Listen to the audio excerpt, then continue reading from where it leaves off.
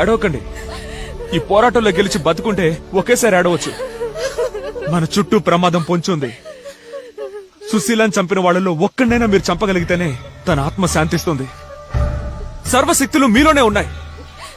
మీరే కాళీ, మీరే దుర్గా, మీరే పరాశక్తి.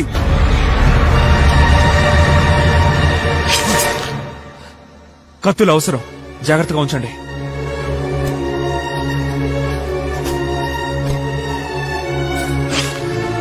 సుశీలని ఇక్కడే పాతి పెట్టేసి గుర్తుగా ఏదైనా ఉంచుదాం.